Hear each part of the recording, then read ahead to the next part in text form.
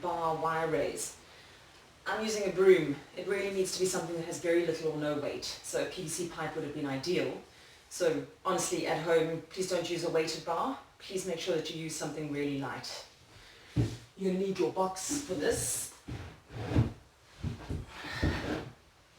You're going to lie so that your arms can hang off the box. Your hands will be outside the width of the box. And without moving your chest, you're going to turn your arms, pulling onto the bar so that the inside of your elbows faces forward. I hope you can see that on the camera. And then from there, you're going to lift and hold for 2 seconds and down.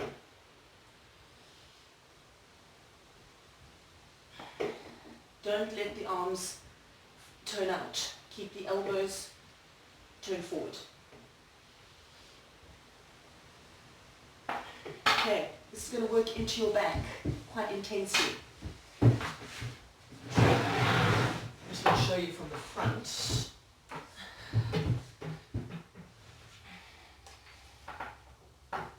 So, rotate your arms. You can relax them and then make sure that you rotate. You're almost trying to bend the pipe that you're holding.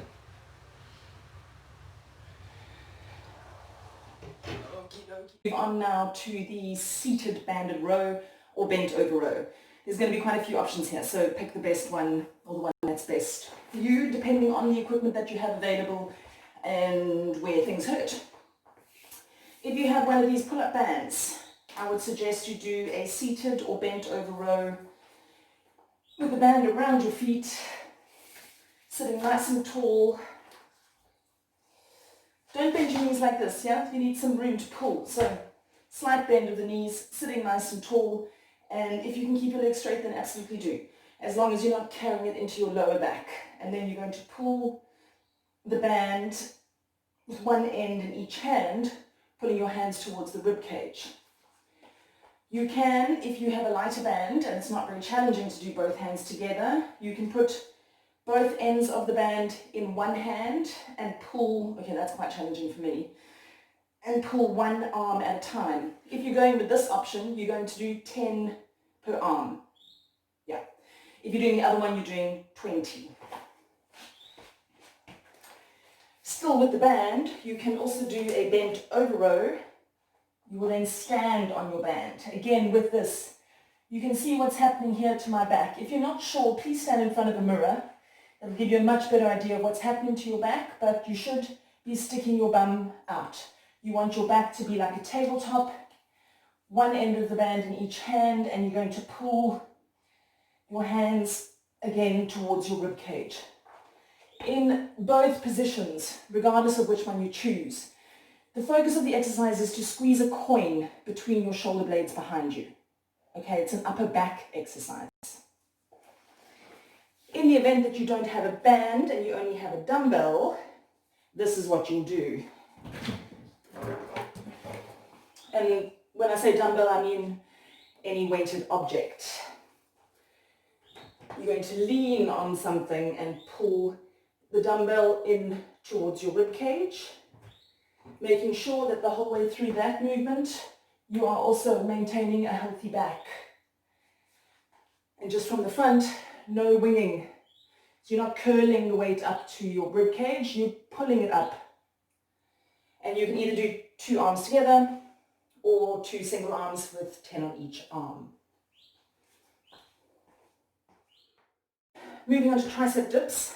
I know I've said a few times, if you have 2 chairs of equal height, I'm going to vaguely demonstrate with these. They're obviously not high enough, but just so that you can get the picture, you would put one hand on the seat of each chair, and then you're dipping yourself towards the floor, making sure that you are keeping your elbows close to you. You're trying to picture pulling your elbows together behind you. So again, no winging of the elbows out to the sides. So if you're doing this option of tricep dips, the 2-1-2 refers to the count and timing of the dip. So it's 2 counts down, 1, 2, 1 pause at the bottom, and 2 counts up, 1, 2. So you can go a little faster than that. So it's 1, 2, pause, 1, 2, return. Make sure at the return that you're getting a full lockout of the elbow. In the event that you don't have a little chair option you can work with, the bed, the sofa, the arm of the chair, the dining room table, the coffee table in the lounge, whatever you do have, same thing applies. Remember to keep your bum, your hips close to the bench. 2 counts down, 1, 2, 1, 1, 2. So 1 pause at the bottom, 1, 2, pause, 1, 2. Okay, 10 of those.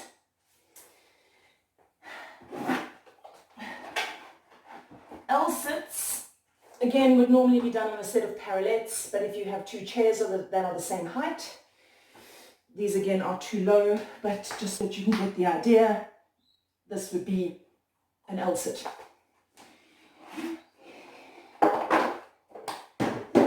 In the event you're not quite there, your L-sit variations, so the 20 denotes time, so if you're doing an L-sit holding position, and really I would like for you to do the holding position only if you can keep your legs extended, you will do 20 seconds.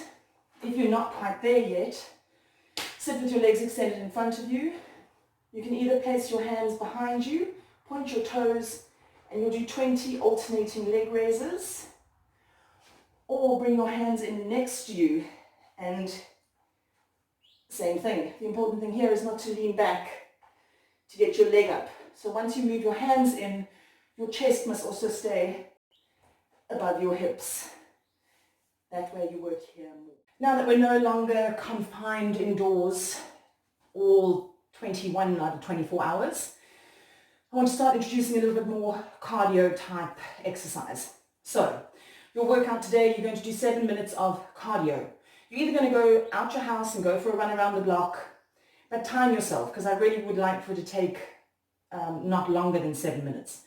You are looking at around 1 kilometer in distance, but as far as you can go. So 7 minutes of cardio, then you're going to come back inside or wherever you are, you're going to do 4 rounds of 5 push-ups, 10 sit-ups, and 15 squats. All the push-ups must be done in a fully extended position. So whether you are a beginner and doing push-ups against the wall, or push-ups off an elevated surface, or you're doing push-ups off the floor, I want you to be in that nice long body position. You will then do 10 sit-ups, feet together, knees apart, touch the floor above your head, come up and touch the floor in front of your feet. If that doesn't work for you, back issues or just pain generally, starting with your knees above your hips and legs bent at 90 degrees, you're going to do reverse crunches. Okay, don't drop your feet and don't take your feet to the floor. Keep that 90-degree start and finish. And once you've done your 10 sit-ups, 15 squats. Remember with your squats, come all the way up. Don't finish your squat here. Finish with your shoulders above your hips. Once you've done 4 rounds of that, you're going to run again, or skip, or jumping jacks, or shuffles, or mix it up. Do a little aerobics routine. I don't mind what you do, but 5 minutes of cardio and 3 rounds of 5 push-ups, 10 sit-ups, 15 squats, and then 3 minutes of cardio and 5 push-ups, 10 sit-ups, 15 squats twice. You can do any cardio exercise you like. You can mix it up. You can do a bit of skipping, a bit of running, a bit of cycling. The world is your oyster.